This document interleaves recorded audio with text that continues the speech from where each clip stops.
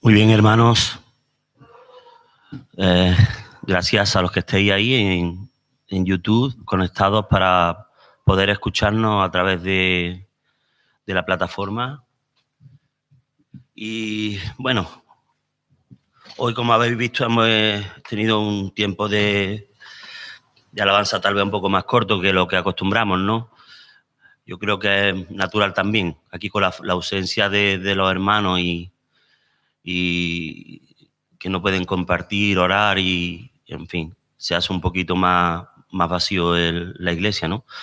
Pero bueno, así también tenemos un poco de tiempo también para compartir la palabra y quisiera que tuvierais paciencia hoy, por si se alarga un poco, porque el mensaje me salió un poco largo, pero esperemos que sea de bendición para vosotros, que el Señor me dé palabra de sabiduría para poder hacerlo llegar y que todo sea de bendición, ¿no?, para nuestras vidas. Muy bien. Como habréis visto, estamos compartiendo en el libro de Primera de Reyes, estamos siguiendo la vida de Elías. Llevamos ya con estas 4 predicaciones intentando desentrañar un poco lo que el profeta Elías hizo y cómo se comportó delante del Señor para que pueda ser de bendición para cada uno de nosotros, ¿no? Creo que todas las escrituras son inspiradas por el Señor, por Dios, útiles para enseñar, para redarguir, para instruir, para amonestar. Y creo que hay mucha enseñanza en el Antiguo Testamento también, ¿no? Entonces, como habréis podido ver, gracias al Señor nos ha dado inquietud por buscar en este pasaje de la palabra, igual así como Ismael está compartiendo ahora en la epístola de Pedro, como también Manuel Ramírez está compartiendo con nosotros a través de las profecías, diremos más bien las parábolas, perdón, las parábolas. Entonces yo creo que es bueno, ¿no?, que el Señor se mueve y que el Señor nos da a cada uno según lo que Él quiere que compartamos, ¿no? Y eso yo creo que es de mucha bendición, porque si Ismael tuviera que compartir todos estos temas, él solo, y dedicarse a saltar de uno a otro, pues ciertamente sería más complicado para él, aunque yo creo que él lo podría hacer, ¿no? Pero gracias al Señor que Él también permite que su espíritu se mueva en otros hermanos, ¿no? Y pedimos, Señor, que el Señor nos dé ese espíritu de sabiduría para poder compartir con humildad lo que tenemos para vosotros hoy, ¿no?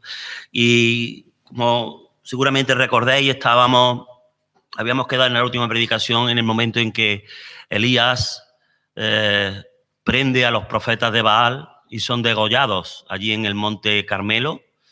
Y imaginaros el espectáculo aquel, ¿no? 450 o 400 y pico profetas de Baal. No sabemos si fueron degollados todos por Elías, ¿no? Pero dice que Elías fue el que degolló. Entonces, yo creo que él participó, ¿no?, de este acto, y como aquello fue una escena ciertamente terrible, ¿no? Pero las consecuencias de la desobediencia reiterada y manifiesta contumaz contra Dios del pueblo de Israel trajo como consecuencia esta respuesta también de Dios de disciplina, amonestación y castigo, ¿no? El Señor pide a Elías que le diga a Acab también que corra para su palacio, que viene la lluvia, esa lluvia que ellos esperaban hacía ya 3 años y medio, por el que seguramente la nación estaba devastada.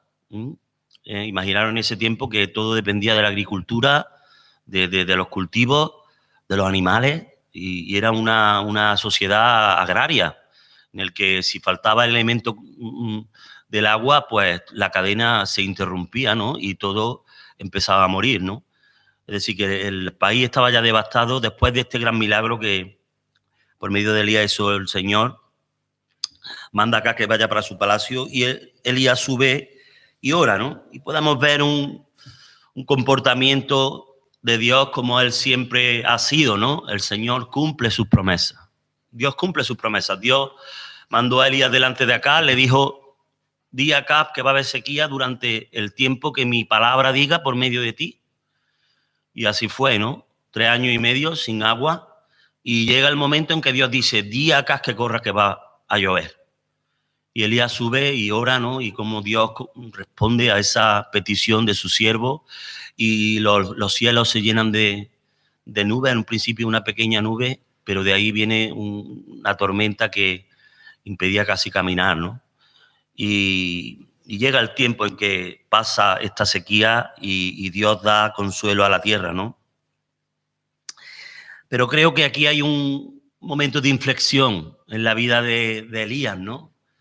Si pensamos, vemos que hasta ahora Dios lo había utilizado de victoria en victoria, porque su palabra por medio de él había sido palabra de verdad, palabra que se había cumplido, no había caído ninguna de sus palabras en tierra, sino que todo lo que Dios había manifestado a través de Elías se había cumplido totalmente, ¿no?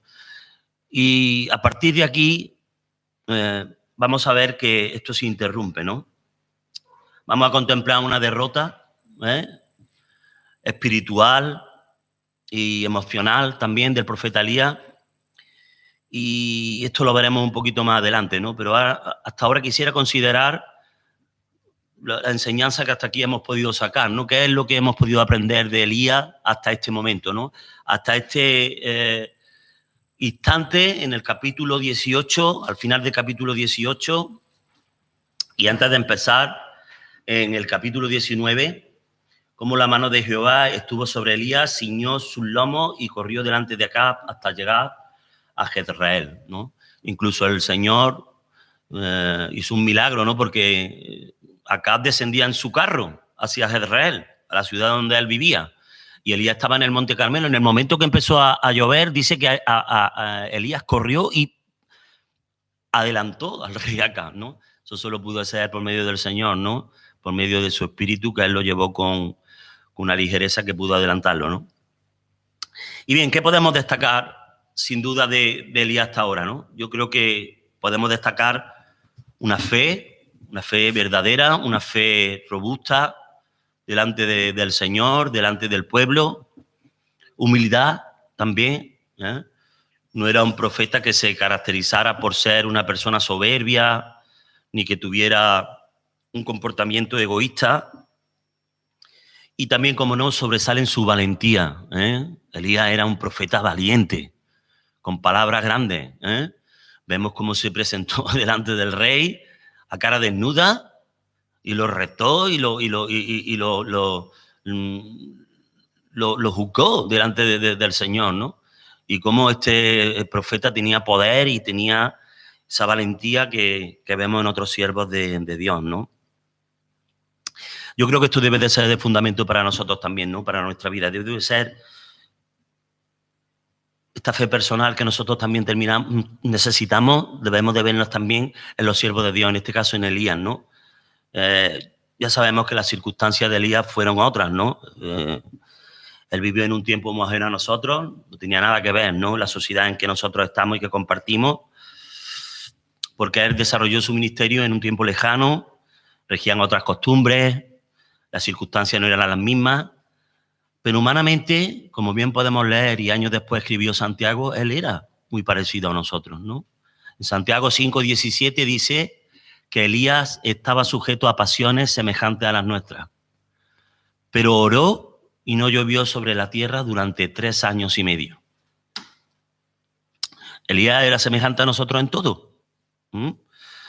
Es decir, él tenía un carácter, tenía unos sentimientos, unas debilidades humanas, unas pasiones que cada día seguro que combatían en su ser, y que aún así este siervo de Dios aprendió por medio de la comunión con el Señor que tenía que negar cada una de estas circunstancias que no le daban la gloria a Dios, ¿no?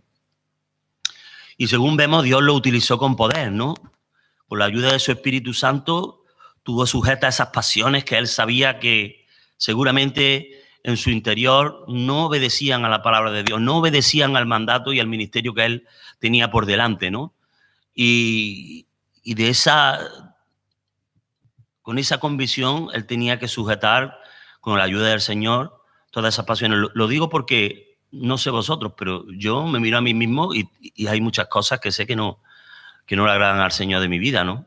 En el sentido de que no es que pequemos deliberadamente, ¿no? Ni hagamos las cosas como los incrédulos, pero sí sabemos que cometemos cosas por nuestra impulsividad, o algunas veces por nuestro estado de nervioso o de agresividad, y decimos cosas que luego no inmediatamente nos arrepentimos de ellas, ¿no? Y el Señor quiere que todas estas cosas estén sujetas a Él. Estén sujetas a Él.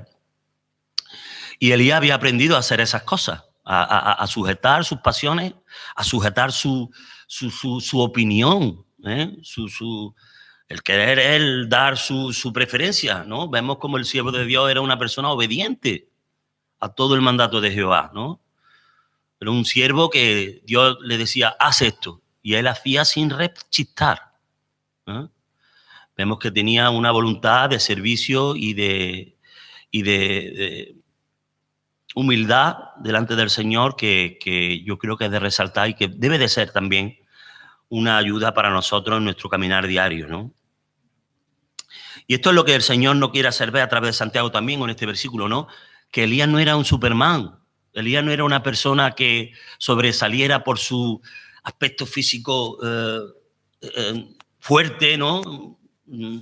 Que estuviera con un físico impresionante, que tuviera una fuerza impresionante, que tuviera un intelecto sobrenatural, que pudiera competir con todos los sabios del mundo en el que él se manejaba, que tuviera una agudeza especial para darse cuenta de ciertas circunstancias o que pudiera leer los corazones de las personas, no.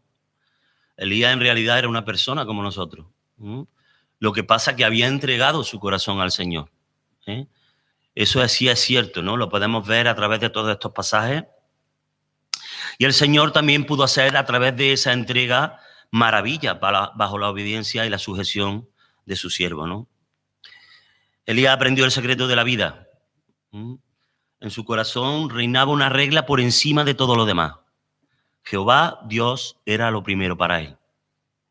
Y lo demostró, como hemos visto aquí a lo largo de estas predicaciones, con obediencia, con arrojo, poniendo su vida muchas veces en peligro también. Y pienso en nuestra sociedad de hoy. Cuán diferente es, verdad, las circunstancias en las que hoy nos hallamos, ¿no? Cuánto ha avanzado la ciencia. Tenemos a nuestra disposición tantas cosas que Elías en ese tiempo ni siquiera podía imaginar, ¿no? Pero vivimos en un primer mundo donde raramente podemos encontrar a alguien que pase hambre, que tenga una necesidad perentoria de que no haya comido en días o semanas, ¿no?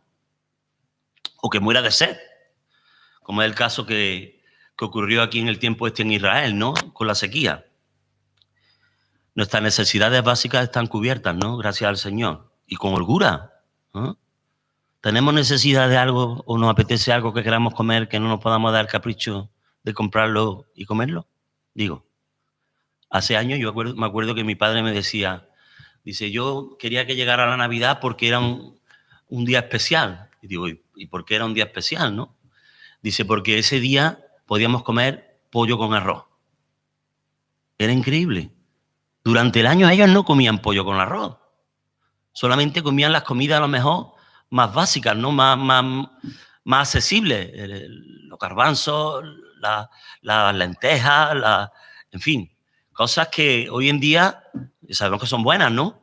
Pero no se podían dar a un capricho a lo mejor. Y eso de comerse un yogur, por ejemplo, o ir a comprar a la tienda de yogur, eso era para mucha gente inalcanzable, ¿no? Pero hoy en día no, ¿no? Nuestras necesidades están todas cubiertas y nuestro pensamiento cuando lo levantamos cada día no es ¿qué voy a hacer hoy para poder comer? ¿Dónde voy a ir hoy para conseguir dinero para poder alimentar a mi familia?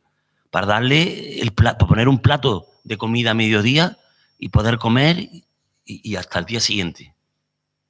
Ese no es nuestro pensamiento cuando nos levantamos. Más bien nuestro pensamiento cuando nos levantamos es ¿qué me voy a poner hoy para ir a trabajar? ¿No?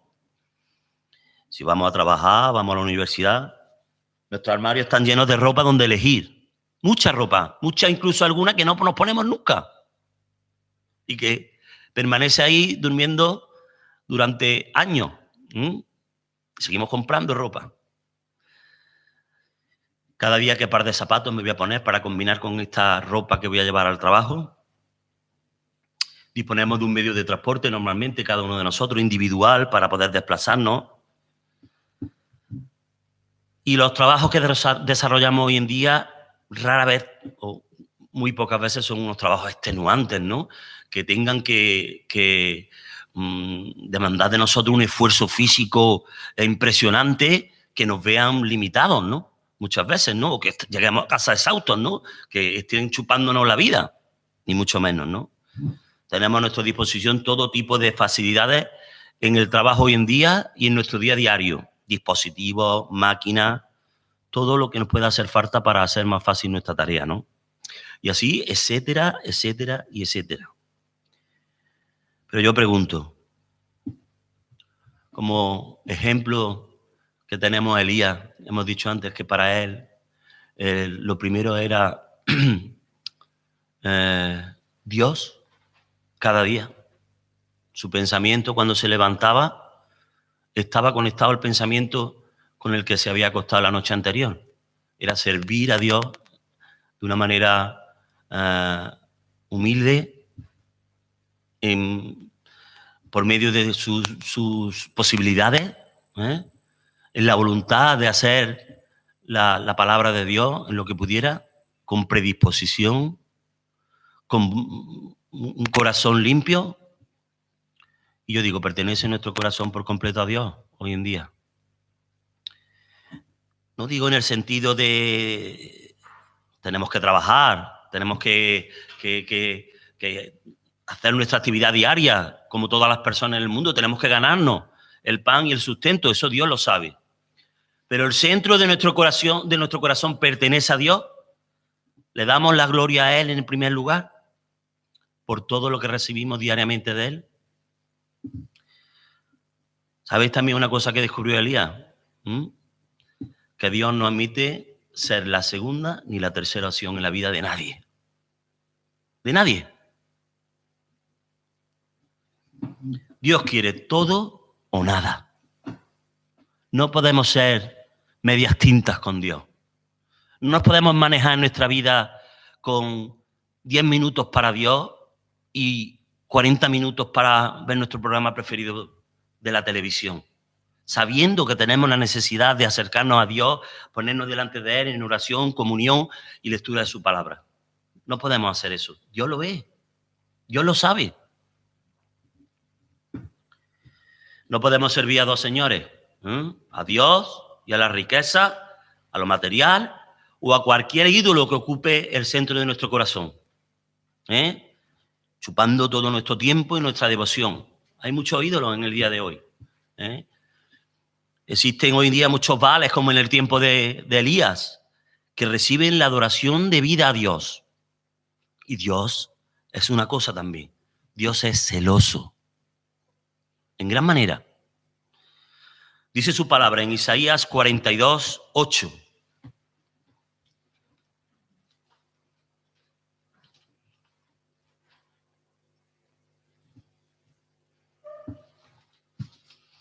Perdón, Isaías 42, 8.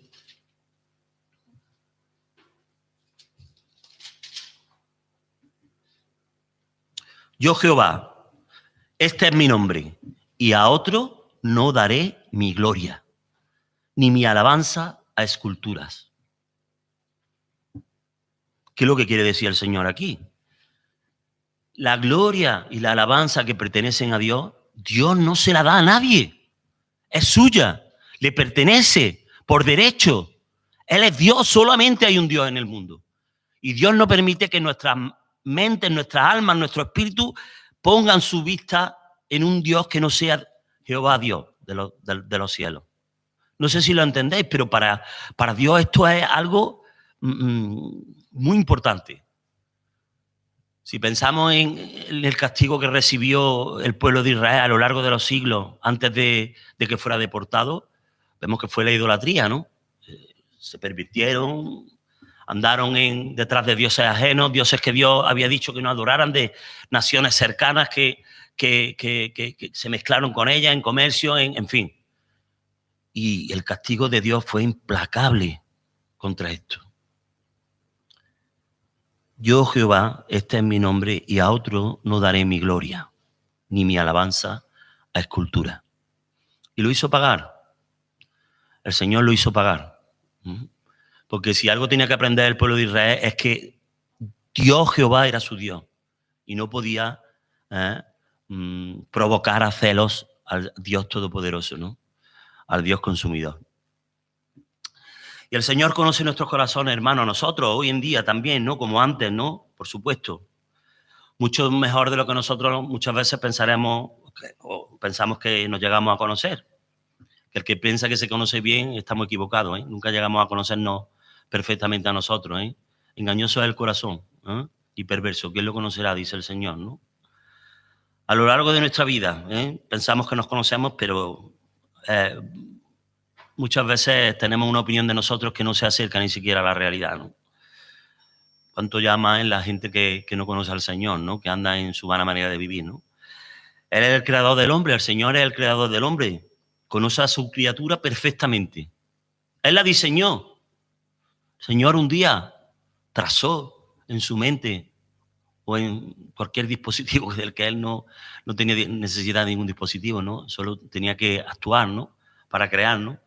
Puso en ella un cerebro con el que pensar, el alma para sentir, el corazón para vivir, para respirar. Nadie tiene que decirle al Señor cómo es cada corazón de cada persona. Él lo ve. Él ve nuestros pensamientos, nuestras motivaciones que nos mueven en cada momento. Y tal vez pensamos, bueno, esto que tengo que hacer para el Señor ya lo haré en otro tiempo. ¿Lo pensamos? Yo lo he pensado. Yo he estado en un momento en que ha venido a mi mente la necesidad de pasar un tiempo de lectura de la palabra o de incluso de oración, ¿no? Y he rechazado ese pensamiento por otra cosa que tenía que hacer en ese momento, que me llamaba más la atención o que me llenaba más mi propio yo, ¿no? Pero dice que el Señor no toma por inocente al que prometa a servirle y no lo hace. El Señor no toma por inocente al que prometa servirle y no lo hace. Y lo vamos a ver en Eclesiastés 5:4.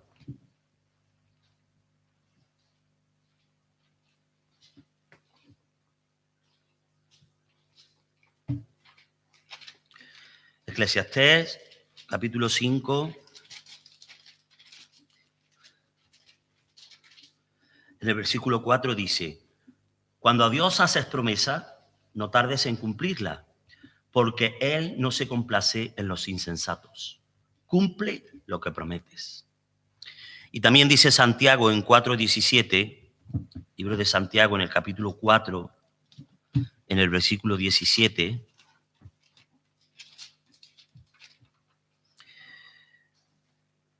dice: y el que sabe hacer lo bueno y no lo hace, le es pecado. Y esto es un versículo que va directamente al fondo de nuestro corazón. Este versículo no está escrito para los incrédulos. Los incrédulos no saben hacer lo bueno.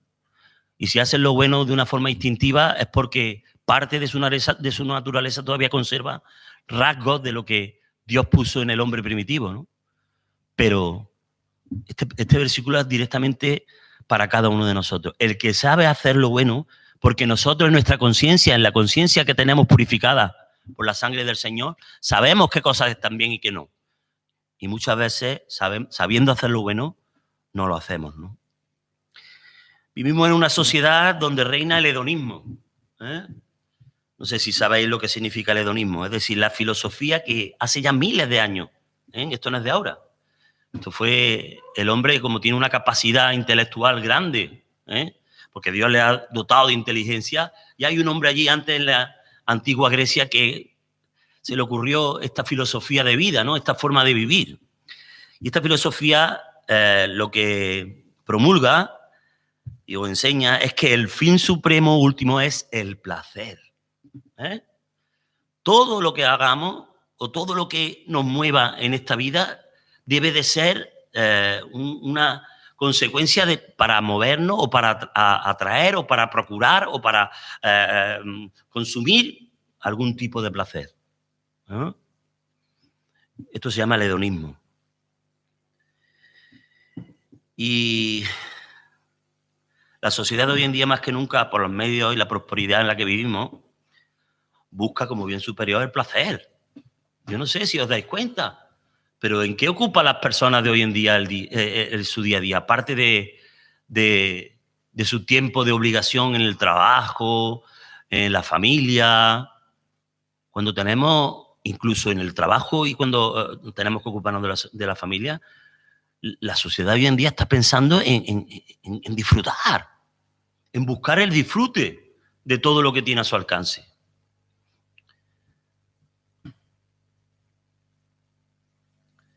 Buscan como bien superior el placer, como hemos dicho, ¿no? En todas sus modalidades, en todas sus modalidades. Imaginaros cuántas formas de placer existen, ¿eh? Hay miles de formas de placer, incluso algunas aberrantes, ¿eh? Pero hay personas que buscan ese tipo de placer también, ¿no? A falta de Dios en sus vidas, ellos convierten esta en un desenfreno por llenar ese hueco y ese vacío que les produce el estar sin Dios. El hombre está diseñado desde su principio en tener comunión con Dios. Es una criatura creada por Dios para tener comunión con su Hacedor. Y este mundo tiene ese vacío en su interior. Y ellos no saben por qué, ni conocen por qué el motivo. Pero el vacío no desaparece. No pueden ver, están ciegos, ¿no?, por su vana manera de vivir. Pero en verdad, los que hemos sido rescatados por la sangre preciosa del Señor Jesucristo, no podemos permanecer impasibles en cuanto a la obra de Dios. Es más, el hecho de la persona que se convierte al Señor, cuando viene delante de Dios, se postra delante de la cruz del Señor y le pide perdón por sus pecados, y el Señor coge esa mochila que nos enseñaron cuando pequeños en la escuela dominical, que cargamos cada uno con nuestros pecados, y el Señor se la quita y le da la paz y le da la nueva vida y lo limpia con su sangre y lo convierte en una persona nueva. Ese hecho convierte a la persona en un siervo de Dios, inmediatamente, en un hijo de Dios también, pero también en un servidor de su Señor, ¿no? Y en ese momento firmamos un compromiso de ocuparnos de la obra de Dios, cada uno de nosotros.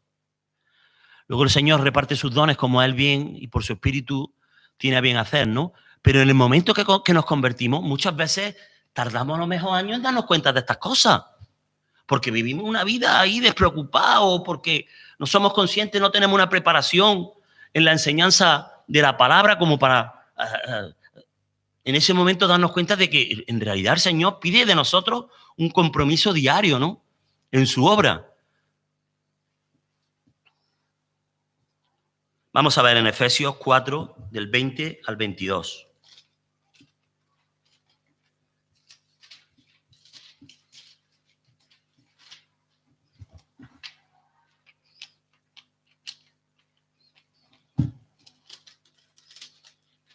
Efesios 4, del 20 al 22, vamos a leer. Dice: mas vosotros no habéis aprendido así a Cristo, si en verdad le habéis oído y habéis sido por él enseñados conforme a la verdad que está en Jesús. En cuanto a la pasada manera de vivir, despojados del viejo hombre, que está viciado conforme a los deseos engañosos. En este sentido, Elías había alcanzado una actitud hacia el Señor que era reflejo de esto, ¿no? Él había negado su naturaleza, él había intentado poner a los pies del Señor su miseria humana que cada uno tenemos, ¿no? Ese comportamiento hostil hacia Dios que el pecado nos arrastra muchas veces a cometer, ¿no? De rebeldía, de desobediencia, de rechazo, ¿no?, a lo que es y viene de Dios, ¿no? Esa naturaleza que tenemos en nuestra carne, en nuestros entresijos, que es el pecado, que no nos hemos librado todavía de él, pero que el Señor da a través de su Espíritu Santo la fuerza para poder dominarla, para poder subyugarla, para poder ponerla bajo nuestros pies. Ciertamente Elías también recibió de esa enseñanza de Dios, ¿no? Podemos suponer que el profeta Elías tuvo a lo largo de su vida momentos malos, seguro, porque es humano también, ¿no? Humano la duda, es humana la insatisfacción, es humana el desengaño, es humano el nerviosismo, es humano la poca paciencia. Todo eso lo hemos sufrido, ¿no? Y seguro que Elías tuvo también que enseñarse y recibir esta enseñanza del Señor, ¿no? Lo podemos ver triunfante, ¿no? Después de la victoria sobre los sacerdotes de Baal, pero el mismo pueblo que gritó allí en la cumbre del Carmelo, Jehová es el Dios, Jehová es el Dios, y que contribuyó a detener a los profetas para que no escaparan, viéndose ya perdidos, viendo que se había producido el milagro, que el fuego de Dios había consumido el holocausto de Elías y que no había dejado ni rastro, ni siquiera de las piedras. Este pueblo detuvo a los profetas de Baal y fueron ajusticiados por los sacerdotes, todos los sacerdotes idólatras, ¿no? Pero ahora permanece impasible ante la amenaza de Jezabel. Vamos a leer en Primera de Reyes 19, del 1 al 4. Continuamos con nuestro texto. Primera de Reyes, para que veamos directamente de la palabra del Señor la situación en que se vio abocado Elías, ¿no? Dice 19:1, Acab dio a Jezabel la nueva de todo lo que Elías había hecho y de cómo había matado a espada a todos los profetas. Entonces envió Jezabel a Elías un mensajero diciendo, así me hagan los dioses y aún me añadan, si mañana a estas horas yo no he puesto tu persona como la de uno de ellos. Viendo pues el peligro, se levantó y se fue para salvar su vida. Y vino a Beerseba, que está en Judá, y dejó allí a su criado. Y él se fue por el desierto un día de camino, y vino y se sentó debajo de un enebro. Y deseando morirse, dijo, basta ya, oh Jehová, quítame la vida, pues no soy yo mejor que mis padres. ¿Vosotros pensáis que esto es lo lógico que debería de haber pasado después de esta manifestación divina delante del pueblo de Israel? En el que pensemos que el pueblo de Israel fue convocado al monte de Carmelo. Allí tendría que haber una proporción del pueblo de Israel mayoritaria. Más de la mitad del pueblo seguro, dentro de los límites del monte Carmelo, y si no, alrededor. Y pudieron ver, aunque incluso los que estuvieran fuera, incluso en el valle alrededor del monte, pudieron ver el fuego de Dios caer. Y seguro que estaban todos enterados de lo que se estaba cocinando arriba en el monte Carmelo, ¿no? Del desafío de Elías, de cómo se tenía que preparar todo. Lo lógico que hubiera sucedido no es esto, no es lo que pasó. Después de este hecho extraordinario, el pueblo lo normal que hubiera designado a Elías como su guía, como su elegido. Lo hubiera puesto en un lugar preeminente para que a través de la dirección de Dios hubiera guiado en una nueva etapa al pueblo de Israel de vuelta a la enseñanza y la religión de sus padres. Pero esto no fue lo que pasó. ¿Por qué? ¿Por qué no pasó esto? Porque en el pueblo de Israel no estaba el Espíritu de Dios. No estaba el Espíritu de Dios. Ellos reaccionaron en el momento a ese gran espectáculo maravilloso del fuego que cayó del cielo y tuvo que ser impresionante. Pero de momento sus mentes se apagaron después del espectáculo. Y el Espíritu de Dios no estaba en ellos. Estaban muertos. Un corazón endurecido por décadas y décadas de idolatría, falta de enseñanza en la ley de Dios.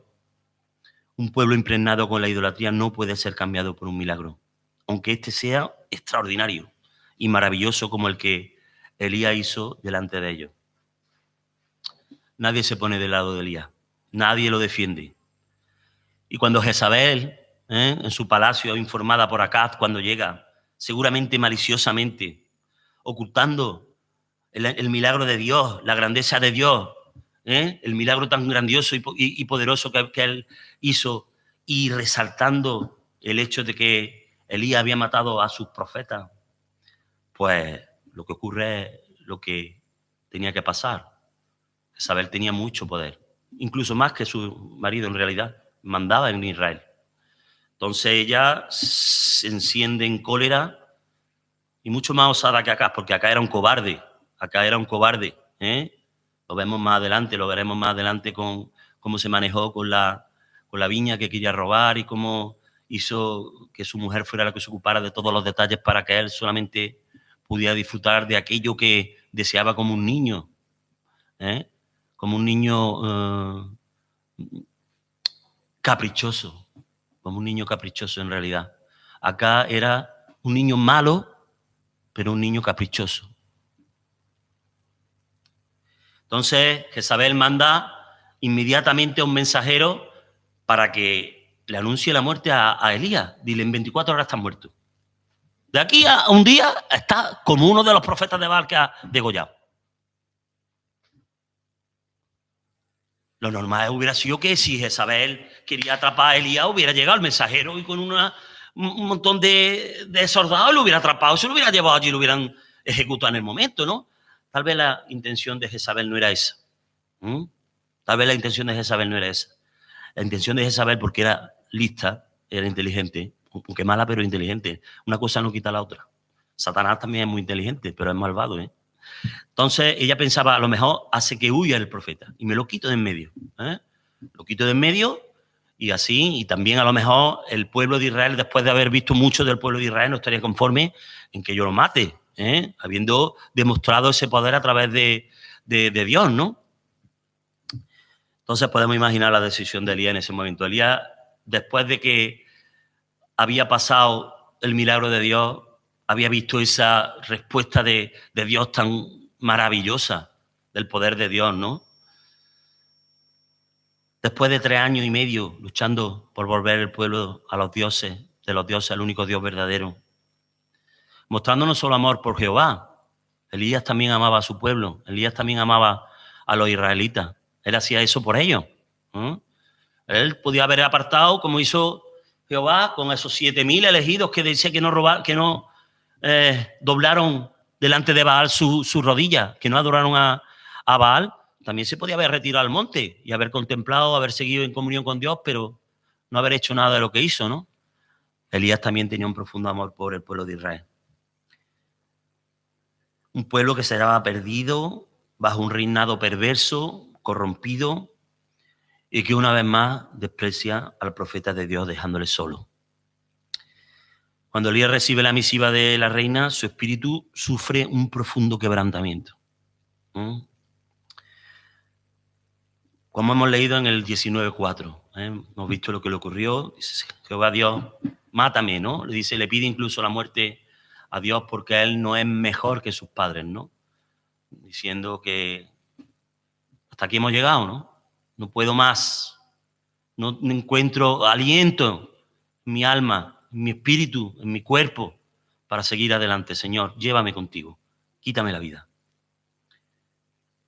Y si pensamos en la Odisea que verdaderamente el profeta protagonizó, se presenta en el palacio del rey para llevar el mensaje de la sequía. Corre inmediatamente después a esconderse por el peligro de acá en el arroyo de Querí. Casi 1 año solo en ese territorio, alimentado por los cuervos, pero viviendo en soledad. Después oye la voz de nuevo y sale del país, completamente fuera del país. Y se va a tierra extranjera y allí por 2 años es alimentado, rodeado de gente que no conocía la ley de Dios. Viviendo 2 años con una viuda que al final captó quién era el profeta y que lo reconoció como profeta de Dios, pero en una situación verdaderamente estrecha, ¿no? Para Elías también, ¿no? Después Dios lo manda de nuevo a que corra y que dé las nuevas a Acab de que va a hacer volver la lluvia. Se produce el acontecimiento que hemos visto hace poco, que hemos hablado de la muerte de los profetas de Baal. Y Dios culmina toda esa etapa con ese fuego del cielo que consume y da la lluvia de nuevo para que pueda florecer el alimento en Israel, ¿no?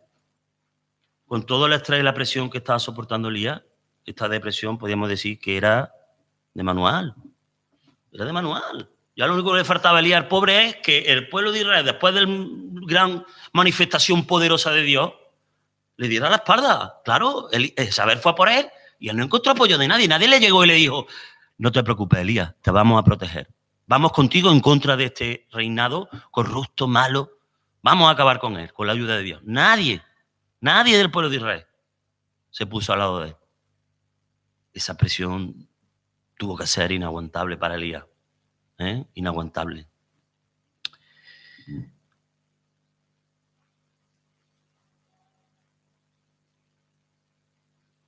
Y podemos pensar, ¿no? Cómo Elías había contemplado el poder de Dios, cómo había visto ese milagro tan poderoso, cómo es que no puso sus ojos en Jehová, ¿no? Para poder soportar todas estas circunstancias, ¿no? Y tal vez a lo mejor ahí Elías tuvo un poco de deslizamiento en el sentido en su mente de confiar que el pueblo ya se iba a poner de parte de él, ¿no? Que aquello iba a cambiar ya, que aquello, las tornas iban a cambiar, que allá el pueblo iba a dejar a Acab y a Jezabel y iban a buscar a Dios con todas sus fuerzas, ¿no? Y ¿qué dice Jeremías 17:9? Maldito el hombre que confía en el hombre, ¿no? Maldito el hombre. Nunca podemos conocer el corazón del hombre ni las intenciones, ¿no? Siempre hemos de mirar y poner nuestra vista en Dios, ¿no? Pero es fácil, ¿no? Desde nuestra postura criticar a lo mejor al profeta Elías. Yo creo que no tiene ningún reproche. Elías estaba hecho de carne y hueso, ¿eh? Y había sido sometido durante años a su cuerpo y mente a una tarea colosal. Imaginaros que todo lo que hizo Elías lo hizo solo, ¿eh? Poneros a pensar con detalle todas las circunstancias que tuvo que atravesar el profeta, de enfrentar la corte, huir, esconderse, sabiendo que era perseguido por todo Israel. Era el hombre más buscado en ese tiempo en Israel. Y él no era inconsciente de lo que pasaba.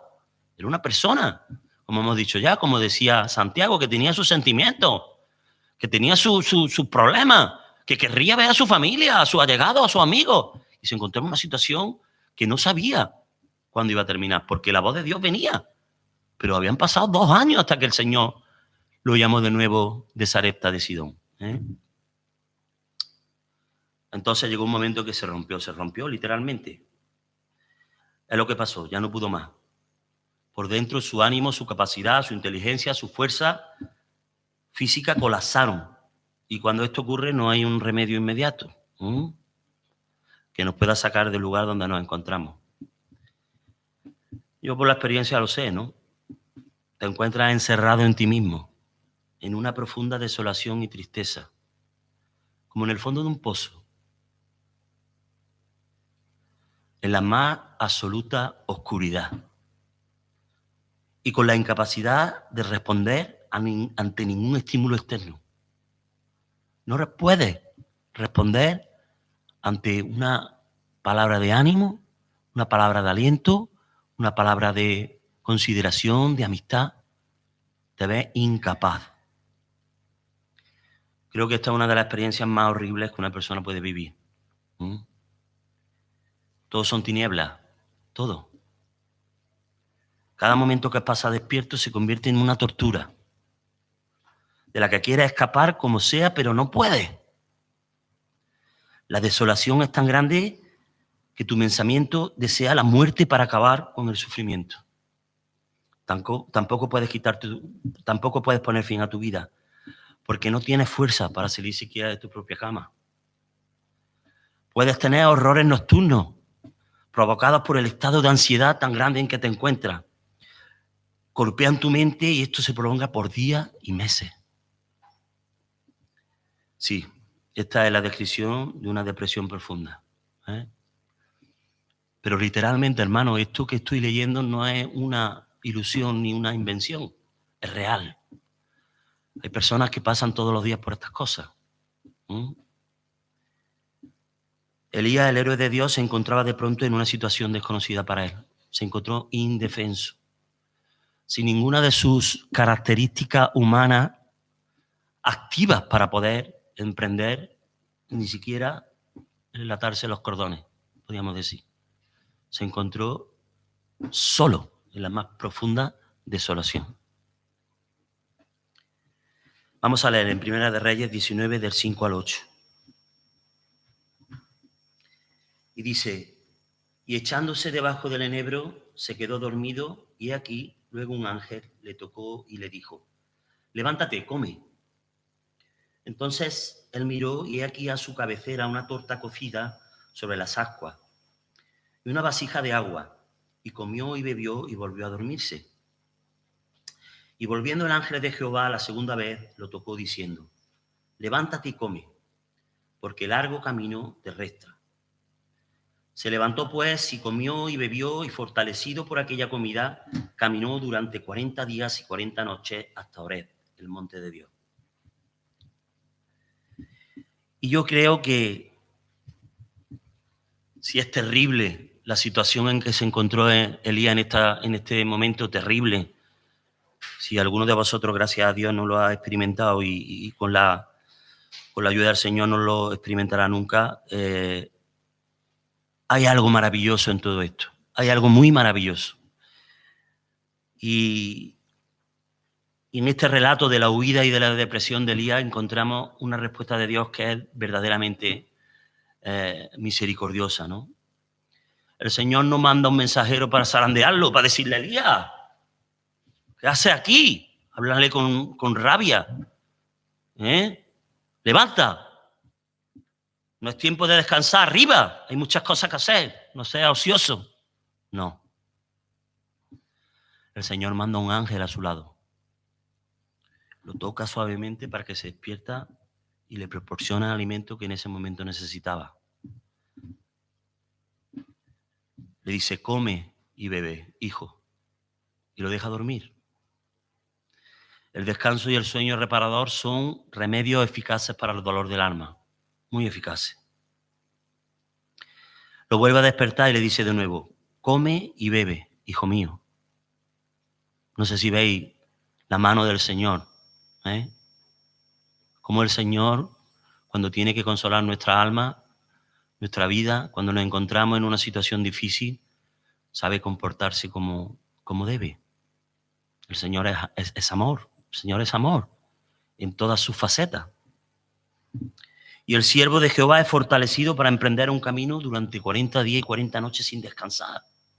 Desde Beerseba. Beerseba se encuentra en el extremo sur de Judá.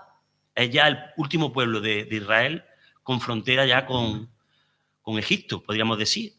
Con el pueblo, bueno, no sé si con Egipto o con... En fin, eran los límites de Judá.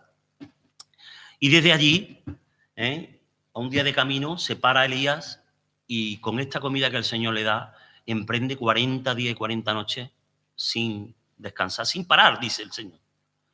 Por supuesto, esto es algo que es milagroso también, ¿no? Nadie puede aguantar 40 días andando de 10 noches sin parar. Hubiera reventado de cansancio, hubiera muerto de un ataque al corazón, ¿no? Pero los pies y el cuerpo de Elías no estaban impulsados por su voluntad, estaban impulsados por el Espíritu de Dios, ¿no? Pero los que han sufrido depresiones y los que las sufren en este momento, es obvio que aquí ha intervenido la mano del Señor, ¿no? Porque en un par de días Elías estaba ya andando como si fuera un hombre nuevo, ¿no? Si algún día nos encontramos con esta terrible enfermedad, en alguna de las circunstancias que podamos pasar, recordar el tratamiento de Jehová para su siervo. Lo trató con misericordia y amor para propiciar su recuperación. Es cierto que esto no era un caso corriente, el de Elías, ¿no? Jehová tenía en sus manos un elegido, alguien que con el paso del tiempo se convertiría en inspiración y enseñanza a millares. Ha llegado este texto de Primera de Reyes a nosotros para que nos sirva de aliento, para que nos sirva de inspiración, para que nos sirva de consuelo, para que nos sirva de ejemplo a cada uno de nosotros. Pero ¿qué pasa con el creyente que sufre una depresión hoy en día? Seguramente el ángel de Dios no se va a parar cerca de él a la cabecera de su cama y le va a proporcionar alimento y a confortarlo, ¿no? Literalmente digo. ¿Cómo pasamos por esta terrible prueba? ¿Qué hacemos en una situación tan desesperante? En ella se ponen en tela de juicio todo lo que hemos aprendido. Todos los años de la palabra que podamos conservar en nuestra memoria y a la que podamos acudir, la ponemos en duda. Los pensamientos recurrentes son: Dios me ha abandonado, no quiere saber nada de mí. ¿Yo cómo puedo ser templo del Espíritu Santo si estoy en un infierno en mi interior? ¿Por qué? ¿Por qué?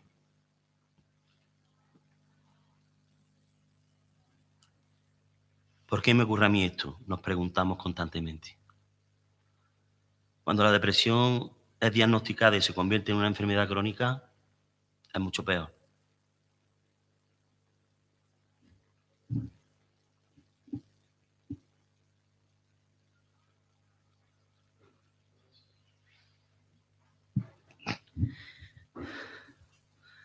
Pierdes toda esperanza de volver a vivir.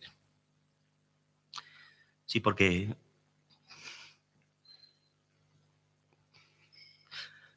las personas que sufren depresión no viven en el sentido pleno de la palabra. Están prisioneros de la enfermedad, limitados, imposibilitados de hacer una vida normal. Apenas pueden pensar,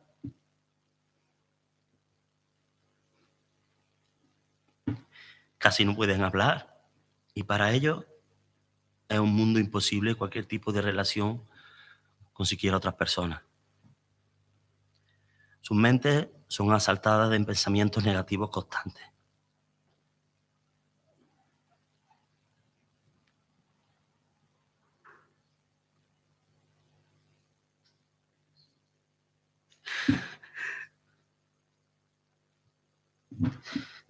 Que le impiden mostrarse ante los demás como eran antes de la enfermedad. O eso piensan ellos.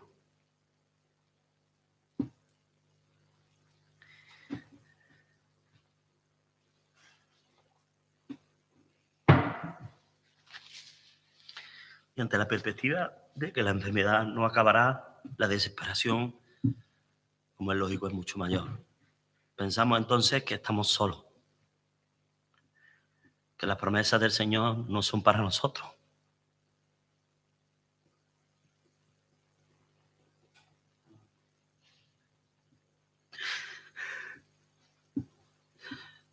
Nos ha desechado a Dios para siempre. Pero no es cierto. No es cierto. Todos sabemos, todos los que estamos aquí sabemos y conocemos la respuesta. ¿Cómo es posible que nuestro Salvador no abandone cuando Él ha prometido que estará con nosotros hasta el fin? Mateo 28, 20.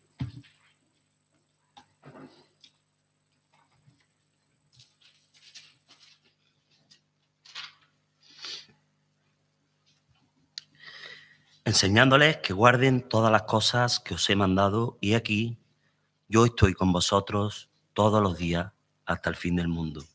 Amén. Incluso en el caso de una depresión crónica, el creyente sigue acompañado del Señor en todo momento de su padecimiento. Hay ciertas etapas de nuestra vida que, por mucho que vivamos, nunca llegaremos a entender. Nunca. No encontraremos una explicación para ellas. Pero Dios permite que pasemos por ellas. Y este es el caso de la depresión, como otras enfermedades también que son muy dolorosas, ¿no? Nuestra mente tiene límites. Estamos constituidos de una forma en que nuestro cerebro tiene sus limitaciones también. Y que llegado el momento, pues podemos traspasar por circunstancias, con las consecuencias terribles de las enfermedades que conlleva eso, ¿no? Las promesas del Señor son inmutables, no cambian, nunca.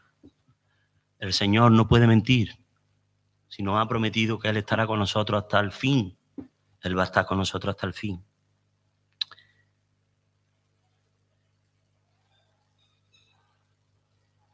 Lo que quiero decir es que el Señor ha prometido no dejarnos pasar por una prueba que no podamos atravesar. Todos sabemos el versículo del Señor que dice que conjuntamente con la prueba dará la salida, ¿no? Y toda situación, por terrible que nos parezca, está bajo el control del Señor, de Dios, ¿no? Sabemos que el oro es purificado con fuego y que la plata es limpiada de la escoria por el fuego también. Algunas veces en la vida de sus hijos Dios permite que pasen por fuego. Su intención es purificarlos, pero el proceso es muy doloroso. Creo que Él también conoce nuestros límites mucho mejor que nosotros y apura para limpiar con su bisturí cuando ya pensamos que no podemos soportar más. Aquí también es puesta a prueba nuestra fe, más preciosa que el oro para los ojos del Señor. Agarremos sus promesas en los momentos de sufrimiento. Jamás pensemos que nuestro Padre se complace en vernos sufrir. No nos dejará sufrir ni un segundo más de lo determinado para nuestra madurez espiritual. Al fin llega el día en el que el cielo vuelve a dejar pasar los rayos del sol.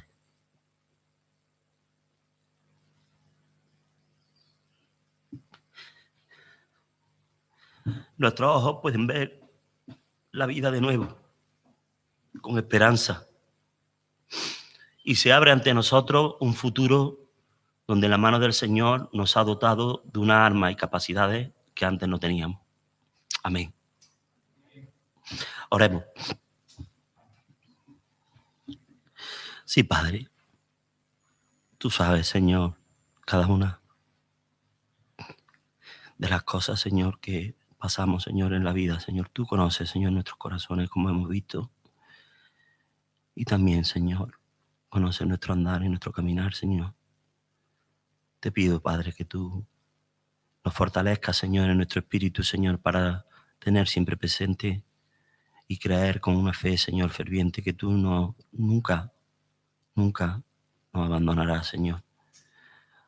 Por mucho, Señor, que la prueba sea difícil, horrible, que pasemos, Señor, por enfermedad o pérdida de familiares, de hijos, tú siempre estás con nosotros, Señor. No podemos explicar muchas veces las situaciones y las circunstancias, Señor, a qué obedecen y para qué sirven, Señor, pero tú lo sabes todo, Señor. Y un día, Señor, cuando estemos delante de ti, tú consolarás a tu pueblo, Señor. Tú enjugarás cada lágrima, Señor, cada lamento, cada tristeza, Señor. Todo eso, Señor, quedará atrás, Señor, para siempre. Nos dará una vida nueva, Señor, en el que podamos gozarnos plenamente, Señor, cada día. En tu presencia, Señor, en comunión con los hermanos y poder vivir, Señor, por la eternidad junto a ti. Ayúdanos, Señor, en este tramo que nos resta de la vida, Señor, a ser, Señor, conscientes, Señor, de esa gran recompensa que tú tienes para cada uno de nosotros, Padre. De ese lugar, Señor, de ese lugar que tú has preparado para cada uno de nosotros, Señor, para morar, Señor, junto a ti. Ayúdanos, Señor, porque más vale un día, Señor, en tus atrios que 1000 fuera de ellos, Padre. Y aquellos, Señor, que han experimentado, Señor, el azote de la enfermedad, de la depresión, Señor, cuando te conocen, Señor, saben que tu gozo es sede, Señor, por el infinito, Señor, por todas las penas, Señor, que podamos pasar. Un día solamente, Señor, en tu presencia vale toda una vida, Señor, de enfermedad y depresión, Padre. Ayúdanos, Señor, a gozarnos, Señor, en los momentos de alegría, Señor, y a sufrir, Señor, también con paciencia en los momentos de dificultad. Gracias por todo, Señor. Gracias por tu amor, Señor, inmerecido por cada uno de nosotros, Señor. Ayúdanos, Señor, a ser conscientes, Señor, de nuestro papel, Señor, en este tiempo, Señor, que nos ha tocado vivir, Señor. Tú tienes un propósito para cada uno de nosotros. Ayúdanos a hacer nuestra obra, Señor, conforme a tu voluntad, Padre. Te lo pedimos todo en el nombre de tu Hijo Jesús. Amén.